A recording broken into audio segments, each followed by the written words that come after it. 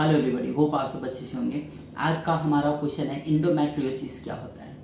कल जो हमने बात किया था एडिनोमायोसिस क्या होता है, ये क्वेश्चन एक स्टूडेंट का ही है जो एडिनोमायोसिस और एंडोमेट्रियोसिस के बारे में सर डिफरेंस है या सेम है या क्या क्या डिफरेंस है या कैसे हम डिफ्रेंशिएट कर सकते हैं, ये उनका क्वेश्चन था। तो हम कोशिश किया, बहुत इंपॉर्टेंट टॉपिक है, बहुत सारे डॉक्टर्स को भी या मेडिकल प्रैक्टिशनर को भी या जो भी इस फील्ड में आने वाले जो स्टूडेंट हैं सबके लिए ये बहुत ज़रूरत चीज़ है।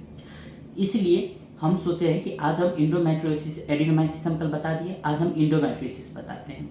जैसे कि कल हमने आपको बताया था कि पहले कोई भी अगर हम टॉपिक उठाते हैं और उस टॉपिक पे अगर हमको डिटेल में इंफॉर्मेशन चाहिए तो हमको क्या करना होता है कि उसका थोड़ा एनाटॉमी, उस ऑर्गन का या उस पार्ट का थोड़ा एनाटॉमी पता होना होता है ना।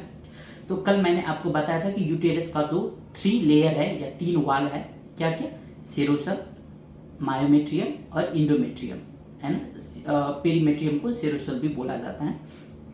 तो अब हम जानते हैं, कल एडिनोमायोसिस में हमने क्या पढ़ा कि एंडोमेट्रियम लेयर जो है वो मायोमेट्रियम में अंदर चला जाना या जो सेल्स टिश्यू है वो मायोमेट्रियम पे जाकर डेवलप्ड होना, है ना। तो उसको हम एडिनोमायोसिस बोलते हैं।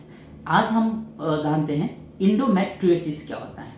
इंडोमेट्रियोसिस जो है वही सेल्स टिश्यू जो इंडोमेट्रियम वाल का जो सेल्स और टिश्यू जो होते हैं वो क्या होता है कि एक्टोपिकली, मतलब कि अंदर ना रह के किसी दूसरे ऑर्गन पे, जैसे कि फेलोपियन ट्यूब हो गया, ओवरीज हो गई, या यूटेरस का एक पोस्टीरियर वाल हो गया, या फंडस हो गया, या किसी भी दूसरे जगह पर जाकर इम्प्लांट हो जाना।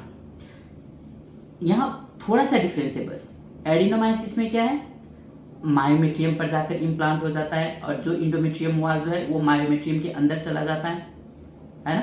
बट इंडोमेट्रियोसिस में क्या है कि जो सेल्स टिश्यू है इंडोमेट्रियम वाल का वो एक्टोपिकली कहाँ पर इम्प्लांट हो जाता है, कहाँ पर चल जाता है, आउट ऑफ यूटेराइन कैविटी, यानी कि ओवरी में, फेलोपियन ट्यूब में, या पोस्टीरियर वाल ऑफ यूटेरस में, या फंडस में, या किसी दूसरी जगह पे, है ना, चले जाते हैं। अब वो जाता कैसे है, देखिए ऐसा कुछ फुल प्रूफ तो नहीं है कि ऐसे ही जाता है ना।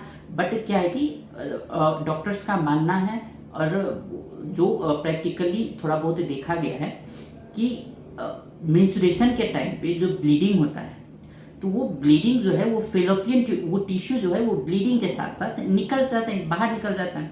तो जब बाहर निकल जाता है तो वो तो सेफ है, कोई दिक्कत नहीं।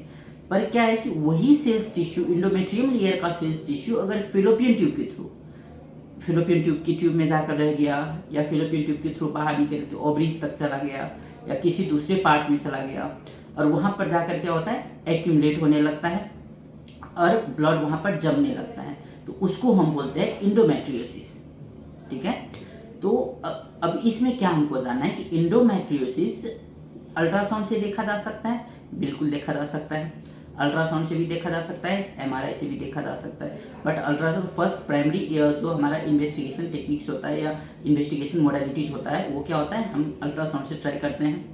और अल्ट्रासाउंड में क्या क्या देखने को मिलता है ये जानने से पहले हम जान लेते हैं पहले कि एडिनोमायोसिस और इंडोमेट्रियोसिस का जो सिम्टम्स है वो सेम है या डिफरेंट है। तो ऑलमोस्ट समझ लीजिए सेम है। During menstruation cycle heavy pain होना, अगर हम पाल्पेट करते हैं बाहर से और थोड़ा सा प्रेस करते हैं यूटेरस के साइड पे तो वहाँ पर पेशेंट को दर्द करना, या पेशेंट कंप्लेन लेकर आता है कि बहुत दर्द करता है, ब्लीडिंग होता है ना। ये सब ऑलमोस्ट सेम है एडिनोमायोसिस और इंडोमेट्रियोसिस का सिम्टम्स जो पेशेंट को फील होता है।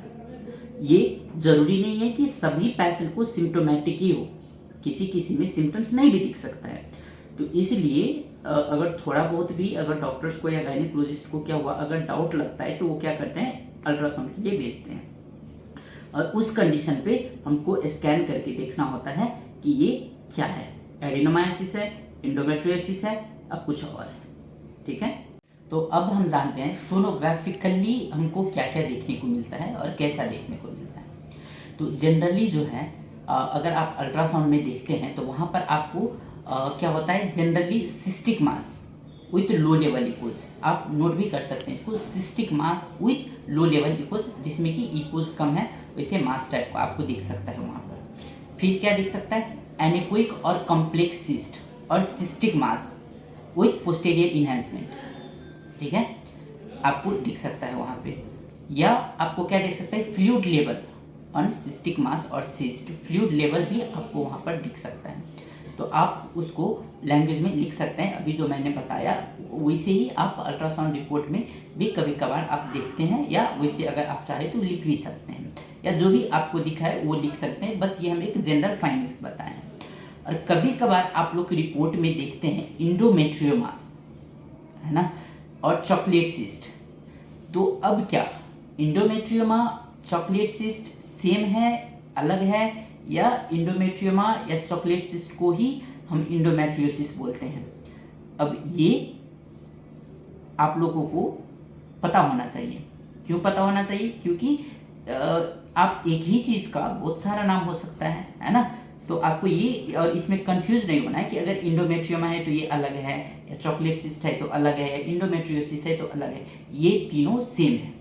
अगर आपको इम्प्रेशन में या रिपोर्ट में या तो इंडोमेट्रियोमास देखने को मिले, या तो इंडोमेट्रियोसिस देखने को मिले, या तो चॉकलेट सिस्ट देखने को मिले, तो आप समझ लीजिए कि ये इंडोमेट्रियोसिस ही है, ठीक है।